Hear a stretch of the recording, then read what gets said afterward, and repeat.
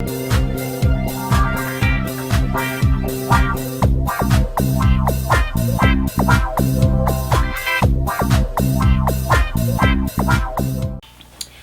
up, Kansas City? This is Michael, and we have a guest here today, Mr. Ken Bacchus. Ken, you're a planner and developer here in Kansas City, and you've been around here to know about what's been going on in Kansas City. Can you tell us a little bit about your background and how you've seen things change here in the city? Oh, wow. I don't think we have enough time to do all of that. However, I am an urban planner. My specialty background is urban economic development planning and also in area and public policy. And so in both urban planning and public policy, my master's work in urban economic development planning and also public administration with emphasis on urban policy. So that's kind of what I've done. But over the years, I have participated in a number of different specialty urban planning projects where we design and write solutions to some of the issues that face Kansas City. And then one of the last projects I worked on was the Vine Street Economic Development Plan, and that was completed in 2010. But over the years, I've served a number of different roles, both in city government as an employee doing economic development planning and grantsmanship, but also been an elected official in the areas of public policy and planning, zoning, and economic development. Served on the TIF Commission, served on the Land Clearance and Redevelopment Authority Commission, and was over all those agencies as chair of the Planning and Zoning Committee for 8 years when I served on the council. But then professionally, still done urban planning development work, writing policies, market studies, and been a developer. Built single-family homes back in the late 80s, early 90s.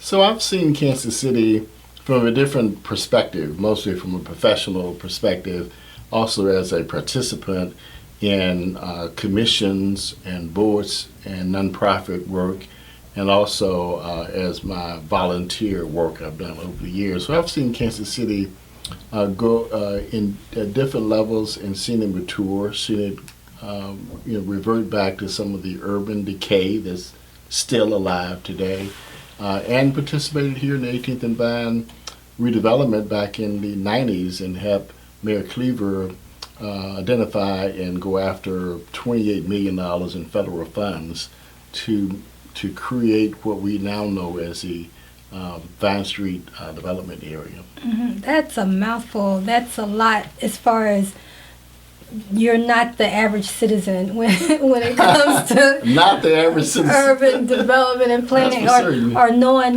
being involved with as well as knowing the details about what's going on. So having that perspective, what does it take for your maybe not so average but involved or engaged citizen to be involved with? What do we need to do to know how to affect change in the city? Well, there's a lot going on, and I think we would need a little more specificity because we can go down any of these roads and it would take a while.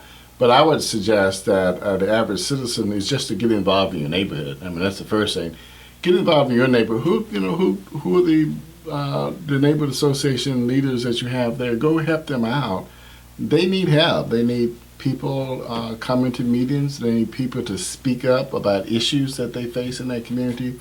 Then the larger context of issues is if you drive down Prospect Avenue, you see all these vacant buildings, and it appears that many businesses are not what they used to be because Bruce Watkins Roadway now is a separate, sort of like an interstate highway, but it's a roadway. It's not Prospect Avenue anymore, so we have less cars driving on Prospect, which means there's less opportunities for people along that corridor to actually have a quote-unquote viable business. But there are good people still along Prospect doing good work, and new projects are coming on the land.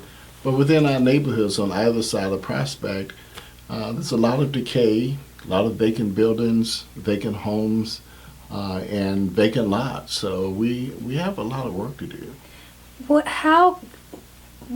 Is there any other funding coming to help with the development alongside Prospect and not just on Prospect Avenue? Because I do know with the Vine Street and Prospect development plans that are coming up, there's money coming to help that community. Mm-hmm. But is it a holistic approach, or is it more focused just on the main? I think you'll road? find it all, in each case, it will be focused to the project being proposed. Mm-hmm. For example, the city and the developer, Mr. Maxwell, are currently working on the Linwood and Prospect shopping center to open a grocery store there and add some other commercial entities. And so they're focused specifically on making that happen. And their dollars are coming in or anticipated to come in to take care of specifically those issues, so it won't affect Linwood Square, for example, the area on the other side of Prospect Avenue. But it's like the old saying, a rising tide raises our ships. So if something positive occur on the west side of the street where the grocery store used to be, then if all that activity occurs, then it can't help but to also help the area across the street. So there's a direct impact. But you will find in each of those cases, projects that are being developed, they're specifically for whatever they plan. So they all are separate, but the needs within and outside of that physical area are great. Needs are great. The dollars are few. Yes. One thing you mentioned was that a grocery store was coming to that corner. Why is it so important to have a grocery store in our neighborhood? Well, people need to have choices of foods they eat. It's one thing that we do in order to live. There's a number of things going to happen. Among those is we have to have food. We have to have groceries, as they say. So if many people who live within a certain number of miles of that location, that physical location, they don't have cars. And as you know, our public transportation is not the best in the world, but even with the transportation that's there, it takes them long rides on public transportation to buy something. So if they purchased, let's just say they purchased yogurt, for example. I won't discourage people from eating ice cream, but if they had ice cream in the summer, it would melt before they get home. Oh, yeah. Or the yogurt may go bad before they get home because the distance in the bus may take over an hour or two to get from one place to the next. So it's important to have grocery stores nearby and have grocery stores who are competitive in prices, where the prices are not too great, and that they're a large supply of produce, fresh vegetables and fresh fruits and on and on. It's true. Not just canned goods, but fresh food. Yeah, and that you hear a lot about the urban deserts. Yes. You know, and Kansas City area is definitely a desert when it comes to grocery stores. But the east side of the city is East a desert. side, There are exactly. many dry areas on the east side, Yes. east of Troost Avenue all the way over to 435 and south of, I would say, Independence Avenue. But yeah, there are, and we need to find the grocery stores are one way to eliminate that. Yeah, and you bring up a good point, the east-west difference in Kansas City. Yes. This is something that even recently we've been seeing a little conversation going on about, even just the difference between how Brush Creek is treated on the east side versus the west side. If it's not Brush Creek, it could be anything else. Well, you can choose any topic you wish to. Yeah. And you'll be okay. Are we going to see any kind of reciprocation on the east side when it comes to more funding so that we can raise the level of, nice living? Well, it covers the gamut, and we could choose public infrastructure, for example. And I know that there are some really good people serving on the Public Improvement Advisory Committee for each council district. And so in the area we're talking about the 3rd District and the 5th District, and I know all 4 of those people who serve, and they simply would just have to identify the needs, working with all, that's why it's important to work with the neighborhood associations and block clubs, but they identify what they see as the needs. Then they advocate for those projects through the Public Improvement Advisory Committee members.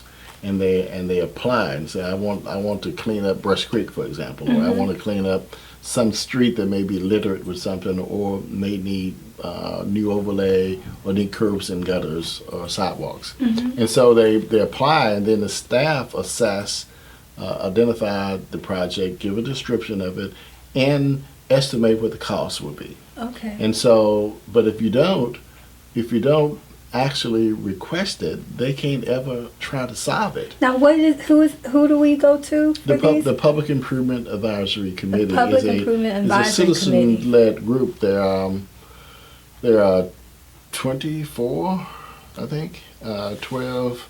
Yeah, each council member gets a person, so that's 12. And then the mayor appoints the chair. So it's 13 people, 13 to 15 people. And they respond directly to the citizens. Does everyone know that? A lot of people do.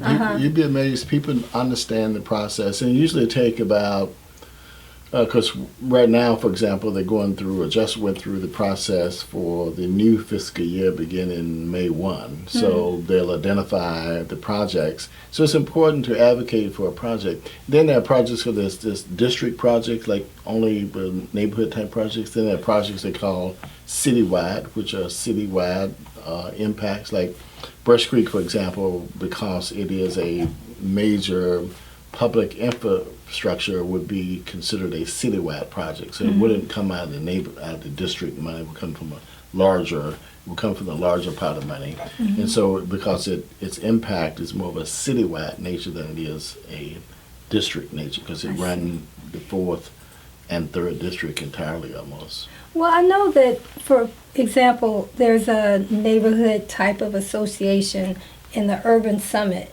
Yes. Are there those types of meetings going on around the city? The Urban Summit meets on Friday mornings. They have a team that covers different topics like health, education, policy, transportation, wages, and I may have missed one, but those topics are covered during those meetings every Friday. Are other areas of the city having those types of meetings, or does the Urban Summit just cover all of the city? I think there are 3 different organizations I know of, and I participate in 2. One is the Urban Summit, and that's where I spend a lot of my time. This other one is the South Kansas City Alliance, and then there's the Northland Neighborhoods Alliance. Okay. And that's generally north of the Missouri River. So those are 3 I know about, and then there may be a few others here and there. But for the most part, they advocate for issues along specific geographic areas. And you'd be surprised how similar a lot of the issues are. They just magnified in terms of the difference in the areas. There's a little difference in where the needs are, but the bottom line is that they generally advocate for similar type concerns. I see. And then there are all the neighborhood associations that are separate. I see. And the other thing I think that I've learned from going to something like the Urban Summit is people in our community, we need to do more voting on a local level. Oh, absolutely. Versus just the national level, which might be something that might be more appealing. Right. But why is it so important to vote for your local representation? Because that's where you're mostly affected. Tip O'Neill, the former congressman from Boston, would say all politics are local. It's sort of where they come from, and a few other people. But it's true, because if you vote for your county legislator, for example, they impact things right here in Jackson County. Or for your city council person, they impact your daily lives, from someone picking up the trash or not, to sweeping your street, to pruning the trees, to just providing any services like fire and police services. Right. So that impacts your daily lives like nothing else, and it's right there in your face. Well, so that's why they should be very involved and choose those people carefully. Do you think that the citizens in Kansas City are becoming more engaged in voting? According to the numbers, no. Oh. I mean, there were 32,000 people voted for mayor this last time. It was 40-some thousand voted 4 years earlier.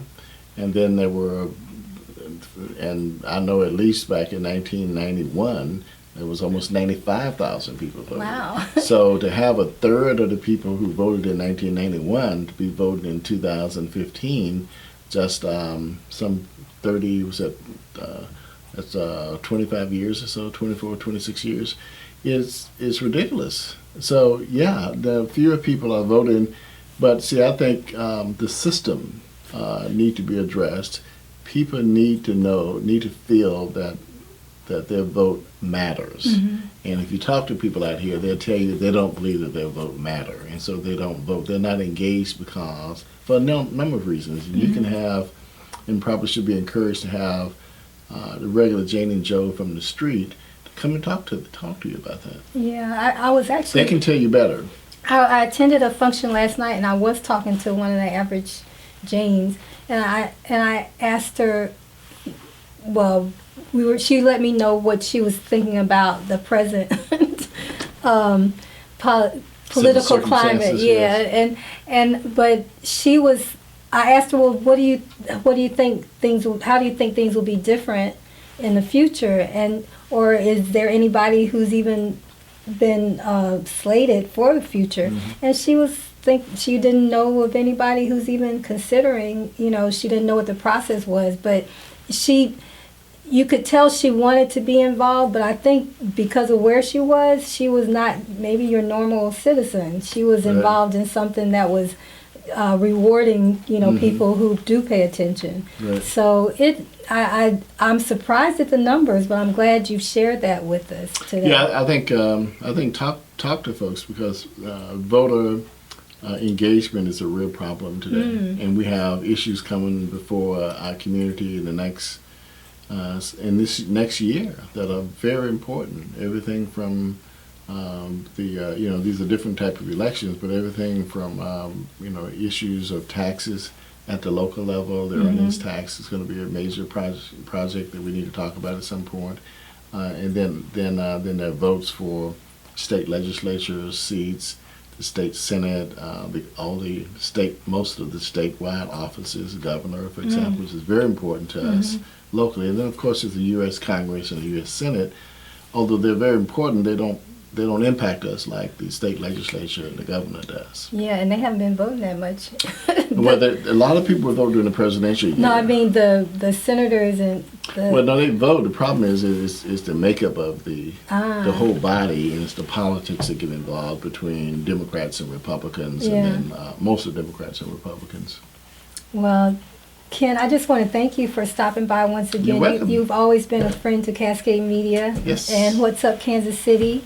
And we'll want you people to, all of you who are watching the show, watching What's Up Kansas City and Cascade Media, keep your ears open, keep your eyes open, and listen out for all the news that's happening in Kansas City. See how you can be involved and help impact the things that are going on in Kansas City. Kansas City is a smart city.